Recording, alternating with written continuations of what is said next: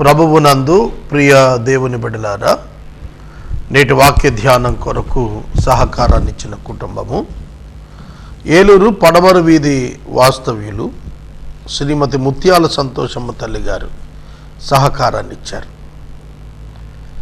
దయచేసి తల్లిగారి ఆరోగ్యం కొరకు, దీర్ఘాయుష్ కొరకు ప్రార్థించమనవి. వారికి నా నిండు కృతజ్ఞతలు తెలియజేస్తున్నాను.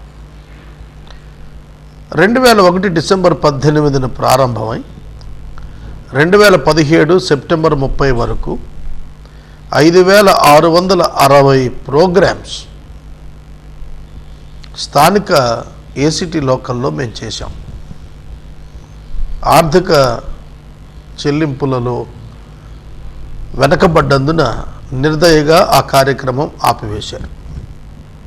అందున హెవెన్ టీవీ ద్వారా ప్రసారాలు పెంచి అధిక వాక్యం అందిస్తున్నాము.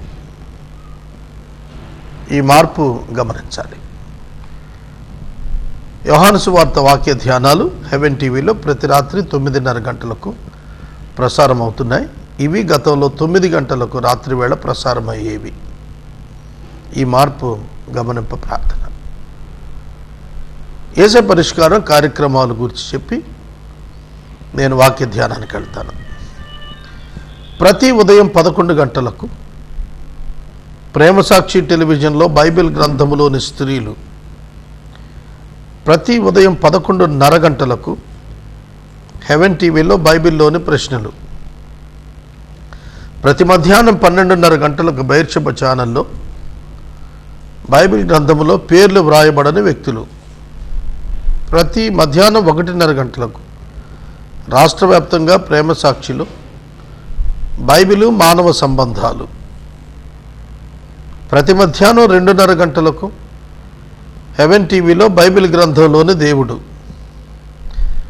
ప్రతి సాయంకాలం 5 గంటలకు హెవెన్ టీవీలో 15వ తారీఖు నుండి బైబిల్ గ్రంథంలోని స్థలములు, ప్రతి సాయంకాలం 6 గంటలకు బ్లెస్సింగ్ టీవీలో యోబు గ్రంథం, ప్రతి రాత్రి 8:30 గంటలకు బైర్షెబా టీవీలో యవనస్తుల విభాగం క్రిస్టియన్ కెరియర్, ప్రతి రాత్రి 9:30 గంటలకు మీరు చూస్తున్న హెవెన్ టీవీ యోహాను సువార్త. ప్రతి ఉదయం సమయం తర్వాత చెబుతాం కీర్తనల గ్రంథం బ్లెస్సింగ్ టీవీలో త్వరలో ప్రసారం. ఈ విధంగా 10 ప్రసారాలు. వాక్య వర్షం ప్రజల మీదకి వస్తుంది. దీవించబడండి. దీవెన పొందిన కొలది సహకరించండి. ప్రార్థన. మమ్మలను మిక్కిలిగా ప్రేమిస్తున్న మా తండ్రి, వందనాలు, స్తోత్రాలు. ప్రజలకు అలవాటయ్యే వరకు కొంత సమయం తీసుకుని ప్రభు ఈ డీటెయిల్స్ ఇస్తున్నాం. మీ కృపనిచ్చి వాక్యం చేత వీరితో మాట్లాడండి. ఎపిసోడ్ సహకారం ఇచ్చిన మీ దాసురాలు తల్లిగారు ముత్యాల సంతోషమ్మ గారికై కృతజ్ఞతలు. మీ దాసురాలను దీవించండి. అనేక మంది ముందుకు వచ్చి ఎపిసోడ్స్ నిర్వహించి ఈ కార్యక్రమాలు కొనసాగటానికి సహకరించడానికి సహాయం చేయండి.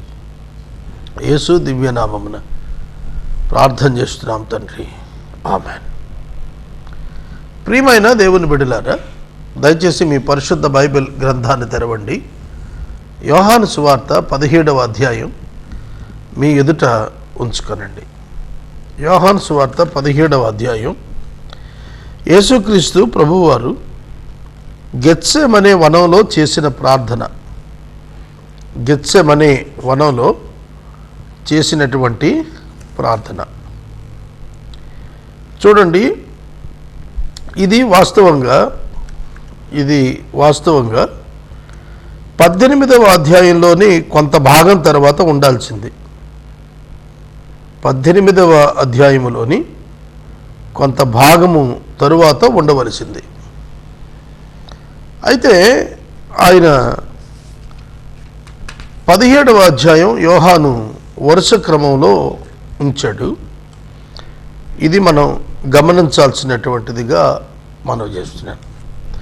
యేసు ఈ మాటలు చెప్పి ఆకాశం వైపు కనులెత్తి ఇట్లా అన్నాడు, తండ్రి, నా గడియ వచ్చి ఉన్నది. నీ కుమారుడు నిన్ను మహిమపరచునట్లు నీ కుమారుని మహిమపరచుము. నీవు నీ కుమారునికి ఇచ్చిన వారికి అందరికీ ఆయన నిత్యజీవం అనుగ్రహించినట్లు సర్వ శరీరుల మీదను ఆయనకు అధికారం ఇచ్చితివి. యేసు ఈ మాటలు చెప్పి ఆకాశం వైపు కనురెత్తి, నా గడియ వచ్చి ఉన్నది. He lifted up his eyes to heaven and said, Father, the hour has come for cross. The hour has come for cross. సిలువ సమయం వచ్చింది. తాను ఏ పని నిమిత్తం వచ్చారో ఆ పని చేయుటకు సమయం ఆసన్నమైంది. ప్రభువు శిష్యులతో మాట్లాడుతున్నప్పుడు నా సమయం ఇంకా రాలేదు అనే పదం పలుమార్లు ఉపయోగించారు. ఆయనను ఎవడూ పట్టుకొనలేదు, ఆయన సమయం ఇంకా రాలేదు గనక అనే పదం కనిపిస్తుంది. కానీ ఇప్పుడైతే సమయం వచ్చిందని చెబుతున్నాడు. ఈ గెత్సెమనే ప్రార్థన అనంతరం యేసు ప్రభు అప్పగించబడ్డాడు, తనను తాను అప్పగించుకున్నాడు. 2 పదాలు. ఇది గెత్సెమనే గురించి మనం చూస్తున్నప్పుడు ప్రభువారు తనను తాను అప్పగించుకోవటం 18వ అధ్యాయంలో స్పష్టంగా కనిపిస్తుంది. ఆ నేపథ్యంలో ఆయన ప్రార్థించడానికి వెళ్ళినప్పుడు ఆయన చెబుతున్న మాటలు, ఇది ప్రార్థన, ప్రభువు ప్రార్థన. నీ కుమారుడు నిన్ను మహిమపరచున్నట్లు నీ కుమారుని మహిమపరచుము. It's a prayer of Jesus. It's a prayer of Jesus. Father, Jesus lifted up his eyes and spoke in these words. He lifted up his eyes to heaven and said, Father, the hour has come. Glorify your Son, that the Son may glorify you. కుమారుడు నిన్ను మహిమపరిచేటట్లు నీవు కుమారుని మహిమపరచు. Glorifying each other. Glorifying each other. కుమారుడు నిన్ను మహిమపరుస్తాడు. ఎలాగంటే మానవ పాపాన్ని మోసి పరిశుద్ధుడిగా ఉండి ఆ పాపము శిక్ష భరించి సహించి పరిపూర్ణం చేసి సజీవుడై ఉండి నీ మహిమను చాటుతాడు. నీవు కూడా ఆయన్ని మహిమపరచు. ఎంతో గొప్ప ఆ బాధ్యత ఆయన మీద వేసి ఆ గొప్ప మహిమ ఆయనకి ఇవ్వు.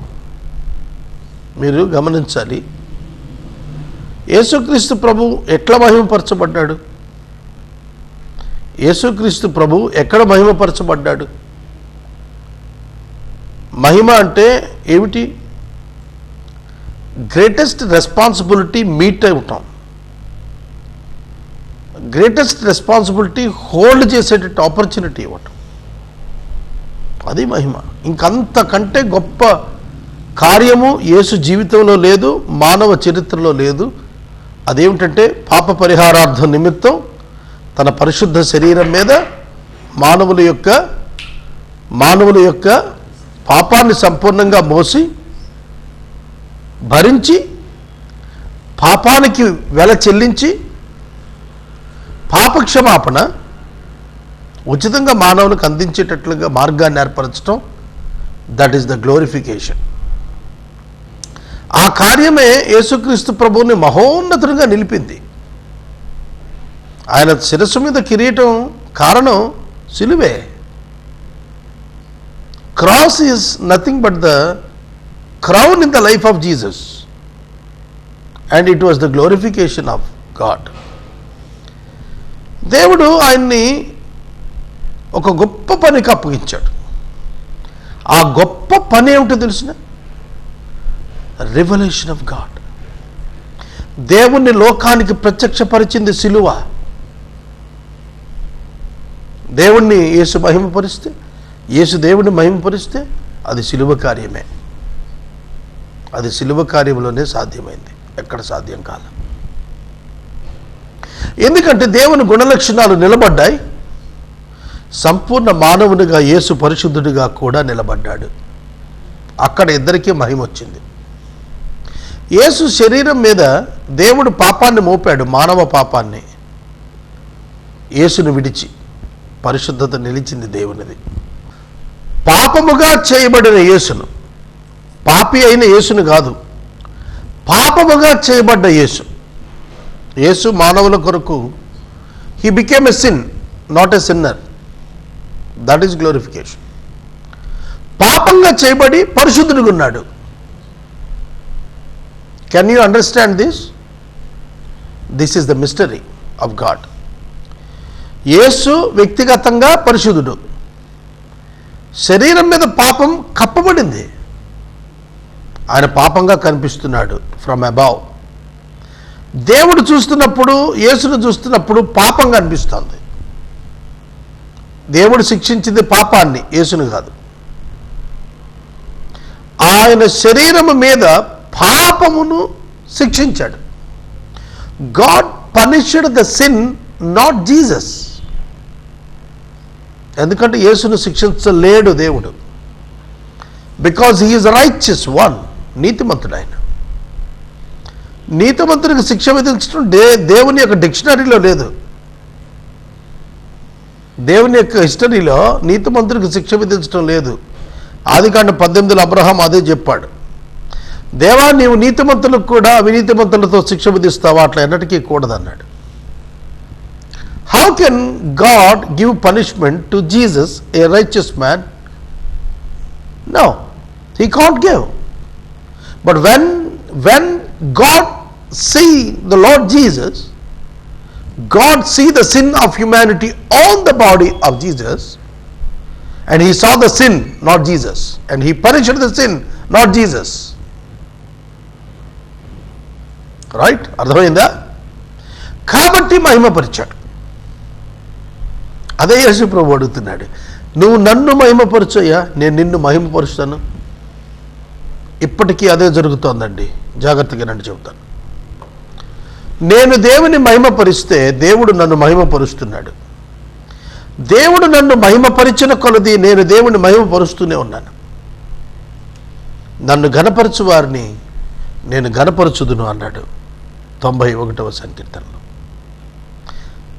If you glorify God, God will glorify you. If God glorifies you, you will glorify your God. Simple. దేవుడు నాకు ఇచ్చిన టీవీ పరిచర్యల బాధ్యత ఎంత అమోఘం ఒక్కసారి ఆలోచించండి. ఎంత దీవెన ఒక్కసారి ఆలోచించండి. ఎటువంటి ఆశీర్వాదం ఒక్కసారి ఆలోచించండి. Morning 4:35 to evening 10:30, 11, spending with the God and his word continuously with Lord. Is it not a great blessing for a human being to have the fellowship with God eternal and the word of God and the scriptures? నిత్యుడకు దేవునితో, ఆయన వాక్యముతో, ఆయన సహవాసంలో నిత్యము బ్రతకటం ఎంత ఆశీర్వాదం. This is nothing but the glory God has given unto me. నేను ఇలా గడుపుతూ ఆయనను మహిమపరుస్తున్నాను. అర్థమవుతుందా? అట్లా మీ జీవితంలో కూడా మీరు దేవుని పని మీద ఉన్నప్పుడు దేవుడు మిమ్మను మహిమపరుస్తున్నాడు. మీరు మహిమ పొందుతున్నప్పుడు ఆయన మహిమపరుస్తున్నారు, ఆయన పని పూర్తి చేసి. ఇది రెసిప్రోకల్, ఒకరికి ఒకరిచ్చుకున్నది. నీవు నీ కుమారునికి ఇచ్చిన వారందరికీ ఆయన నిత్యజీవం అనుగ్రహించేటట్లు సర్వ శరీరుల మీద ఆయనకు అధికారం ఇచ్చాం. కొంచెం జాగ్రత్తగా వినండి, ఇక్కడ చిన్న ట్రబుల్ ఉంది, చెబుతాను. దేవుడు యేసుకు అధికారం ఇచ్చాడు. యేసును మీరు దేవుడు అంటారు. మహమ్మదీయ మిత్రులు అడుగుతున్న మాట. అధికారం దేవుడిస్తే యేసు దేవుడు ఎట్లవుతాడు? లాజిక్ కాదు. బైబిల్లో ఇలాంటి ప్రశ్నలు మీరు 10 అడిగితే నేను 1000 ఇస్తా. ఎందుకో చెప్పనా? ఆయన సంపూర్ణ మానవుడు, ఆయన సంపూర్ణ దేవుడు.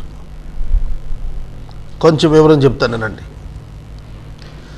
దేవుడు యేసును విడిచెను. మరి యేసు ఎవరు? నరుడు. జాగ్రత్తగా వినాలి. యేసుక్రీస్తు ప్రభువు శరీరమునందు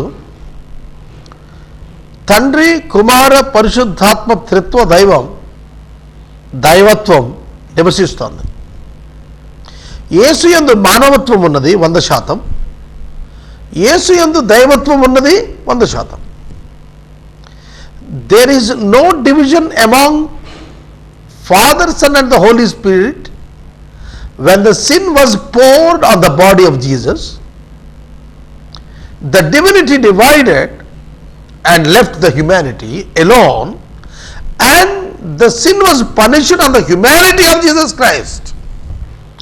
యేసు యొక్క మానవ దేహం పైన మానవత్వం పైన పడింది శిక్ష, దైవత్వం పైన కాదు. విధించింది దైవత్వం, భరించింది మానవత్వం. Please note this. విధించింది దైవత్వం, భరించింది మానవత్వం. రెండింటినీ విడదీసి చెప్పటం మిగిలిన సమయంలో ఎక్కడ సాధ్యం కాదు. ఒక్క శిలువ మీద మాత్రమే అది సాధ్యం. శిలువ మీద మాత్రమే యేసు ఒక నరునిగా, సంపూర్ణ మానవునిగా, పరిశుద్ధునిగా, దేవుని చేత పాపం మోపబడిన వాడై, పాపానికి దేవుని చేత శిక్ష వేయబడిన వాడై, శిక్ష భరించిన వాడై తాను పరిశుద్ధుడుకున్నాడు. The sin of humanity has not effect on the body of Jesus or on Jesus anymore. యేసును మానవ పాపం ఏం చేయలేదు. మానవ పాపాన్ని దేవుడు శిక్ష కన్జ్యూమ్ చేసింది, నశింపజేసింది. The body of Christ remained stand still. అట్లాగే ఉన్నాడు యేసు ప్రభు. పాపానికి శిక్ష సంపూర్ణమైపోయింది. టెటెలెస్టాయ్, సమాప్తమైందని అరిచి బిగ్గరగా చెప్పాడు. He announced the deliverance of the human being from sin, and he is alive. And he is alive. యేసు బ్రతికే ఉన్నాడు. సమాప్తమైందని చెప్పిన తరువాత యేసు బ్రతికి ఉన్నాడు. బ్రతికి ఉండి తిరిగి దైవత్వమునకు తన చేతినిస్తున్నాడు. అదే ఆదాము చేయలేకపోయాడు, కడమాదాము చేశాడు. దేనిని మొదటి ఆదాము చేయలేకపోయానో దానిని కడమాదముగా క్రీస్తు చేశాడు. He restored the relationship with God as a perfect human being. ఒక సంపూర్ణ మానవునిగా దేవునితో తిరిగి తాను అనుసంధానమయ్యాడు. He reconciled with God and they were united on the cross only at the word 7. 7వ మాటలో వారు కలిసిపోయారని తెలుస్తోంది. Again he called God back as my father. నా తండ్రి అని పిలిచాడు 7వ మాటలో.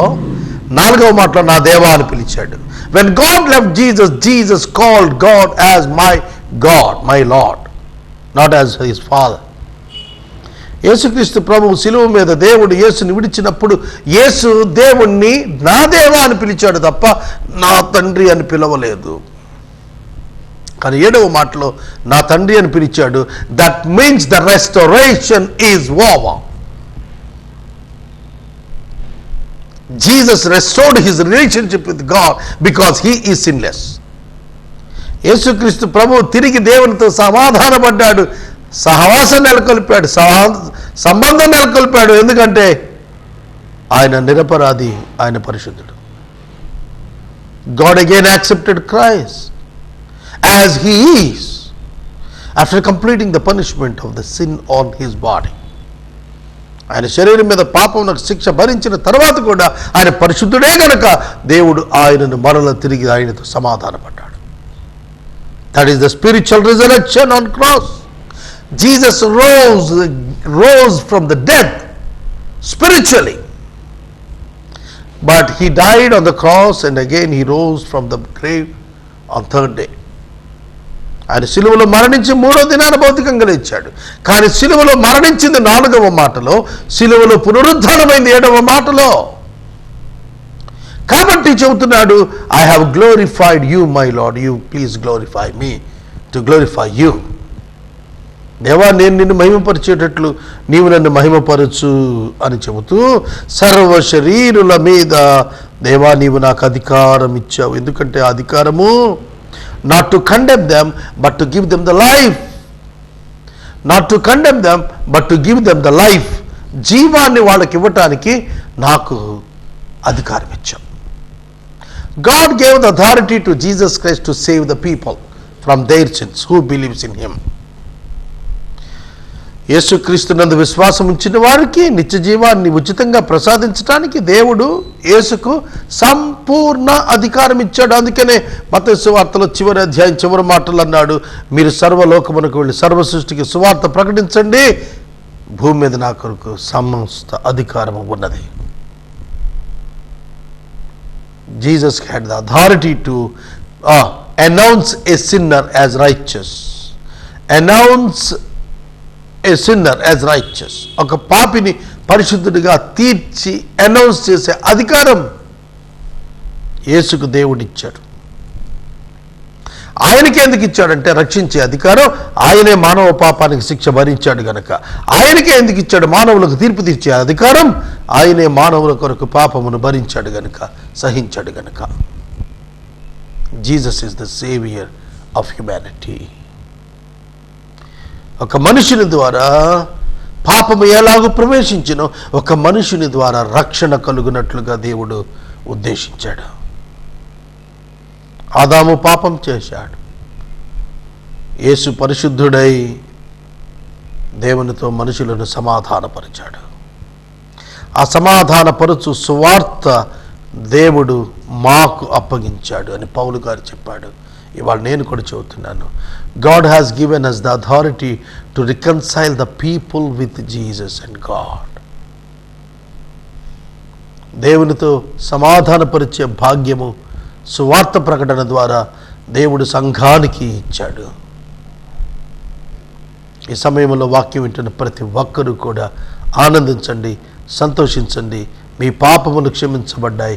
మీ పాపాన్ని బట్టి మీరు నరకాగ్నికి వెళ్ళక్కర్లేదు. మీరు ప్రభువును అంగీకరించితే తీర్పు నుండి తప్పించుకుంటారు. ప్రభువును అంగీకరించిన వాడికి ఎన్నటికీ పాపం చేయడు. ఎవరైతే మానవ మతాల వాళ్ళు మేము మంచి కార్యాలు చేస్తున్నామని చెప్పుకుంటారు, అంతకంటే గొప్ప కార్యాలే రక్షించబడిన విశ్వాసం చేస్తాడు. వాళ్ళ లెక్కలో చూసుకున్నా కూడా రక్షించబడిన వాడు అధిక నీతి కలిగి ఉంటాడు. మానవులు సృష్టించుకున్న శాస్త్రాల ప్రకారం కూడా తీర్పులో విశ్వాసి పరిశుద్ధుడిగానే ఉంటాడు. కానీ క్రియచేత దేవుడు ఏ మానవుడిని నీతిమంతుడిగా చేయలేదు. యేసుక్రీస్తునందు విశ్వాసం ద్వారా మనుషులను నీతిమంతుడిగా చేశాడు. నీతిమంతుడు విశ్వాసం మూలంగా జీవిస్తాడు, క్రియల మూలంగా కాదు. దేవుని ఎదుట క్రియతో పని లేదు, దేవుని ఎదుట విశ్వాసంతోనే పని. మనుషుల ఎదుట క్రియతో పని, సంఘం ఎదుట క్రియతో పని. సంఘం ఎదుట నీవు విశ్వాసాన్ని పేరు కాల్చాలంటే నువ్వు క్రియ చేయాలి. దేవుని ఎదుట విశ్వాసం ఉంటే చాలును. It is the grace of God my friends. ఇది దేవుని మహాకృప అని మీరు గుర్తెరగాలని ప్రభు పేరిట నేను మనవి చేస్తున్నాను. యేసుక్రీస్తు ప్రభువును ఎరుగుటయే నిత్య జీవము. అద్వితీయ సత్య దేవుడు అయిన తండ్రి అయిన నిన్నును నీవు పంపిన యేసుక్రీస్తును ఎరుగుటయే నిత్య జీవము. How can a man be blessed with eternal life? By knowing Christ and father, by knowing Jesus and his father God almighty. యేసును పంపిన దేవుణ్ణి ఎరగటమే నిత్య జీవము అన్నప్పుడు యేసు యొక్క మానవత్వాన్ని చూపిస్తున్నాడు. యేసుక్రీస్తును ఒక నరుని ద్వారా దేవుడు తీర్పు తీర్చబోయేది ఒక దినము నియమించి ఉన్నాడనేటువంటి సత్యాన్ని నమ్మిన వారందరూ తీర్పులోనికి రాక జీవములోనికి దాటిపోయారని చెప్పి వాక్యం తేటగా సెలవిస్తోంది. ప్రియ సహోదరుడా, సహోదరి, can you believe Jesus Christ as your saviour?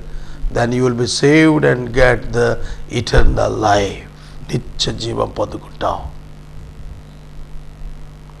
3 వచనాలు నేను చెప్పాను, 4వ వచనం రేపటి దినం చెబుతాను. ఈ దినం ఎపిసోడ్ అద్భుతమైన ఎపిసోడ్, వెరీ థియలాజికల్ మెసేజ్. ఇది చాలా ఆధ్యాత్మికపరమైన వేదాంతపరమైన ప్రసంగం, దీన్ని గ్రహించండి. క్రీస్తునందున్న వానికి ఏ శిక్షా విధి లేదు, నేర్చుకోండి. యేసును అంగీకరించండి, విశ్వసించండి. పాప క్షమాపణను వరంగా పొందండి. పరలోక రాజ్యాన్ని వరంగా పొందండి. అగ్నిగుండము నుండి ఉచితంగా తప్పించుకోండి. ఇదే సందేశం.